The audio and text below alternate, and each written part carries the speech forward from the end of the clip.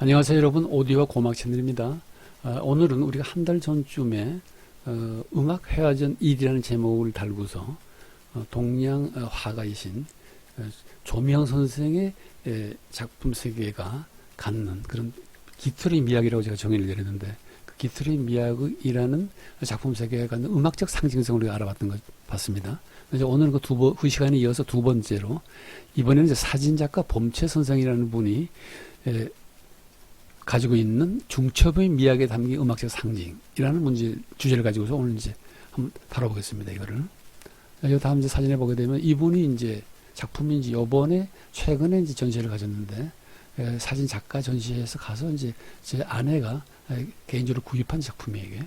근데 이 사진 작품들을 보게 되면은 사진 작품으로 보는 작품이 하나도 없어요. 전부 회화 작품으로 보이는 거예요. 그러니까 이분이 자기 찍은 사진 작품을 또 어떤 기술을 통해서 했는지 모르지만 그거를 하나 회화 작품처럼 이렇게 재해석한 작품인 거예요, 이게. 정말 굉장히 놀라운 어떤 그런 결과를 우리가 볼 수가 있겠습니다. 그래서 이제 이 작품들을 이분의 그 전시회에 가서 이와 같은 이중적인, 그래서 제가 이제 중첩의 미학이라고 했습니다. 사진 예술과 회화 예술을 중첩시킨 거예요.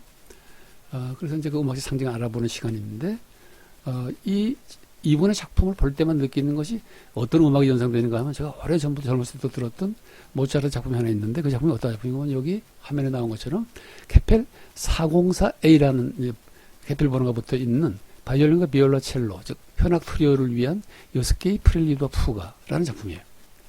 근데 이제 이 작품은 모차르트가 바하의 푸가 6곡을 선정해가지고 거기다가 이 하나의 짤막한 그 프렐리드, 이 푸가를 해석한 내용이죠, 이게. 그걸 앞에다 붙였는데, 그래서 아다지오 푸가 이렇게 쭉 나가는데, 우리가 이제 오늘은 다 듣질 않고 앞에 3개만 듣겠는데, 4번, 5번 이 작품은 앞에 프렐리드로 붙인 이 작품이 바하의 작품이에요. 그래서 그건 빼고, 그 다음에 마지막 작품은 시간 관계상 빼고 중첩되기 때문에, 그래서 앞에 3 작품은 바하의 평균율, 건반악기를 위한 평균율 이 곡집이 있어요. 연습곡이죠. 클라비아 위붕이라고 그래가지고, 그래서 이제 건반악기 연습용 이 푸가인데, 작품들인데, 거기서 나오는 푸가 3개를 골라서 이제 여기다 플레이드를 붙인 작품을 이제 들어보겠습니다, 오늘은. 그럼 이제 자세히 보게 되면은, 보이죠? 1, 2, 3번에서 아다지오 푸가인데, 그게 길진 않아요. 각각 그 악장들이. 한 3, 4분 정도밖에 되지 않습니다. 이제 푸가가 사실은 그 당시에도 왜 그러면 모차르트가 이 바하의 푸가에 다시 새삼스럽게 프렐을 붙였느냐.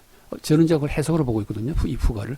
푸가가 그 당시 사람들에게도 이해되지 않았던 거예요. 도대체 이게 무슨 기하학적인 음향의 어떤 배치에 불과한 거지. 이게 무슨 음악이냐. 음향일 뿐이지. 이렇게 아마 했을 거라고 저는 생각이 듭니다. 그래서 할 수 없이 우리의 천재인 모차르트가 바하의 푸가를 해석해서 그 앞에다 프렐을 붙인 게 아니냐. 저는 이렇게 보고 있습니다.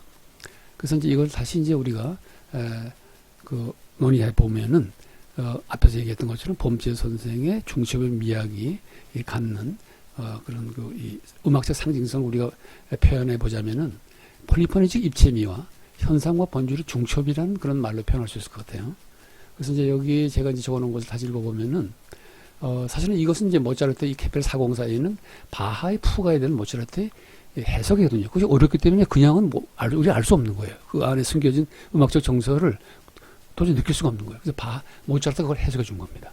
마찬가지로 범채의 이 사진 이 작품도 마치 회화 작품으로 보이는 것은 자기가 직접 찍은 사진 작품에다가 그것을 회화적인 작품으로 해석을 한 거예요. 그 사진 작품이라는 것은 그냥 물건 똑 찍어 놓으면 그건 중물적인 이미지일 뿐이잖아요. 그게 도대체 뭔지, 뭘 말하는 건지 알 수가 없는 거죠.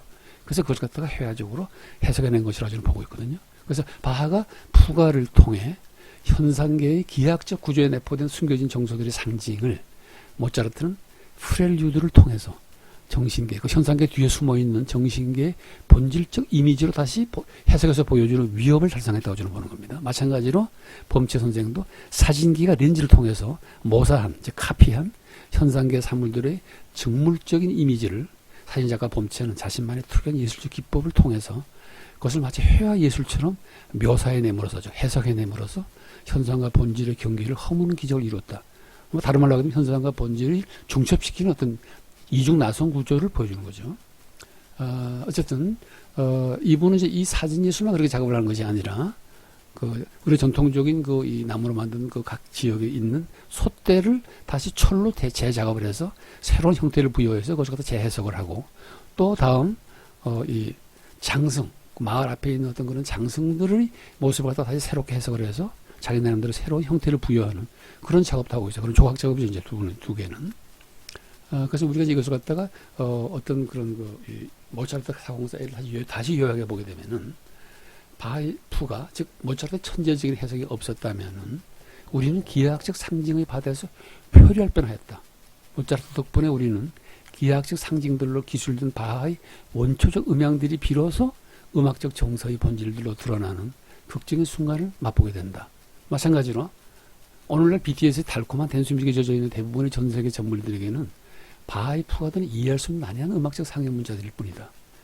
앞에서 말씀드렸듯이 이 젊은이들 뿐만이 아니라 클래식 음악과 고음악을 많이 듣는 사람들에게조차도 푸가는 난해한 음악적 상형 문자일 뿐이에요. 그래서 그 당시에도 그랬기 때문에 모차르트가 이러한 푸가를 해석하는 작품을 작곡하지 않았나 이렇게 생각을 합니다. 그리고 우리가 참고를 한 가지 이제 알아보게 되면 이런 것들은 전부 해석이거든요. 봄철 서성의 해석, 그 다음에 모차르트의 푸가에 대한 해석. 이 해석이 이루어지려면 두 가지 안의 전제가 필요한데, 하나는 디스탄시아션 알리에나운트, 다시 말해서 시공간적 거리에 의해서 우리는 원래의 작품으로부터 소외되어 있다는 거예요. 바하는 300년 전의 작품이고 또 공간적으로 떨어져 있고, 그래서 그 원 작품을 이해하기가 쉽지 않다는 거죠. 이건 해석을 하기가 쉽지 않다는 거죠. 그러나 첫 번째 전제와는 달리 두 번째 전제에서는 그럼에도 불구하고 우리는 문화적 전통, 역사적 전통에 속해 있는 존재들이기 때문에 누구나 다 그러한 이 해석의 이 가능성을, 그런 해석에 참여할 수 있는 가능성을 가진다는 거예요. 재밌는 얘기입니다. 근데 이것은 이제 제가 이제 프랑스에 가서 공부했던 현상학적 해석학이라는 데서 나오는 어떤 해석이라는 개념의, 해석이라는 행위의 어떤 두 개의 전제를 가지고 이제 얘기한 건데, 다소 약간 뭐라 그러죠, 학문적인 좀 약간 용어이기 때문에 어려울 수 있겠습니다만은 이것을 좀 이게 얘기를 해는 게 좋을 것 같아서 해봤는데, 여러분들이 좀 이렇게 어렵다 하더라도 해석의 어떤 조건, 이런 두 가지 조건이 있구나라는 정도만 알아두시면 되겠습니다. 자, 그러면은 요 다음 사진에는 우리 봄철 선생이 작업하는 솥대, 나무 솥대를 자기 나름대로 재해석을 해서 가위 같은 거, 이런 거, 버려진 어떤 그런 옛날의 도구들, 이런 걸 이용해가지고서는 철 솥대를 만드는 작업을 하는 장면입니다. 그 다음에 이제 우리가 이제 오늘 듣는 것은 이제 1, 2, 3, 404A 중에서 6개 프렐류드와 푸가 중에서 3개 작품만 듣겠는데, 3개 작품을 듣때 원래는 악장 구성이 푸가를 해석한 프렐류드가 먼저 와요. 아다지오 푸가, 아다지오 푸가 이렇게 돼 있거든요. 근데 우리는 푸가를 먼저 들어보는 거예요. 그럼 푸가를 먼저 들어보고 이게 뭐지? 이렇게 될 거 아닙니까? 그 푸가를 듣고 난 다음에 그 푸가를 바로 그 푸가에 숨겨진 본질과 의미를 해석하는 이 프렐류드죠. 아다지오를 나중에 들어봄으로써 오히려 모차르트의 그런 의도를 정확히 파악할 수 있다고 저는 봐요. 그래서 이 세 개를 거꾸로 해서 푸가를 먼저 듣고 그 다음에 프렐류드를 듣는 것으로 쭉 차례로 들어보겠습니다.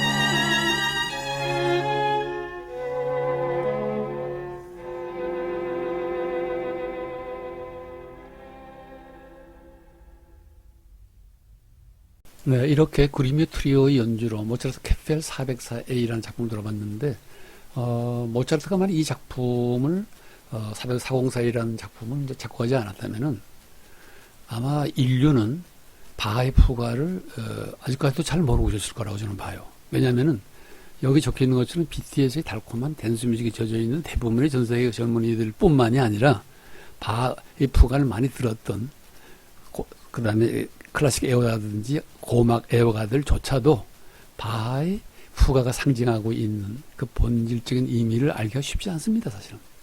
그래서 저는 이 작품이 모차르트의 천재성을 가장 잘 보여주는 그런 하나의 증거가 아닌가 이렇게 생각을 합니다. 그래서 이제 어떻게 보면 밑에 이제 해석의 두 가지 극복하는 문제를 앞에서 다뤘습니다만은 인류가 이룩한 문명이나 문화가 어떻게 보면 전부 다 해석이라고 저는 봐요. 그것이 이제 과학의 영역이든 철학의 영역이든 예술의 영역이든 뭐 해석의 방법은 서로 방법론은 다를 수가 있겠습니다만은 결국은 어떤 현상에 대해서 해석을 하지 않고서는 그것이 가지고 있는 그 숨어 있는 현상 뒤에 숨어 있는 의미와 본질을 우리가 알 수가 없는 거예요. 그래서 이제 해석이 두 가지 국백할 문제들이라는 이 전제를 다시 한번 보면은 첫 번째 디스탕시아시옹 알리에낭트, 즉 시공간적 거리에 의해서 우리가 원 작품에 대해서 소외되어 있다는 거죠. 바하의 작품은 우리가 한 300년 벌써 전이고 공간적으로 멀리 떨어져 있는 그런 거리에 의해서 우리는 원 작품은 소외되어 있기 때문에 해석이 어렵다는 거죠. 그럼에도 불구하고 또 이건 부정적인 입장이지만 긍정적인 입장은 어떤 게 있는가 하면은 파크티시파시옹 아파크노스, 다시 말해서 어떤 전통에 역사적 전통에 우리는 거기에 귀속되어 있기 때문에 모든 인간은 그래서 그것을 갖다가 그나마 그래도 해석에 참여할 수 있는 가능성이 있다는 거죠. 그래서 이제 이 두 가지 해석을 두 가지 극복해야 할 문제라기보다는 어떻게 보면 두 가지 전제라고 볼 수 있겠습니다. 해석의 어쨌든 요 다음 화면에서 이제 보듯이 물론 앞에서 다시 봤습니다만은 다시 한번 이제 정리를 하게 되면은 범체 선생의 그런 사진 예술과 회화 예술을 중첩시키는 그 예술 세계가 상징하고 있는 음악적 말을 상징을 우리가 만약 구태 말하자면은 그거는 마치 모차르트가 바하의 푸가의 다중선율의 이 아름다움을 갖다가 프렐류도 묘사한 것처럼 폴리포니적인 다중선율적인 입체미 그 다음에 현상과 본질을 이중 나선 거죠. 중첩의 아름다움이라고 볼 수 있겠습니다. 그런 의미가 있다는 거죠. 아름다움과 의미를 가지고 있는 거죠.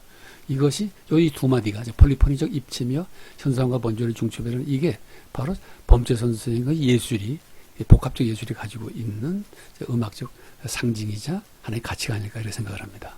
자, 그러면 이제 오늘은 여기서 마치겠는데 제가 마치기 전에 한 가지 이렇게 이 화면을 보시면 한 가지가 이 글을 올렸어요.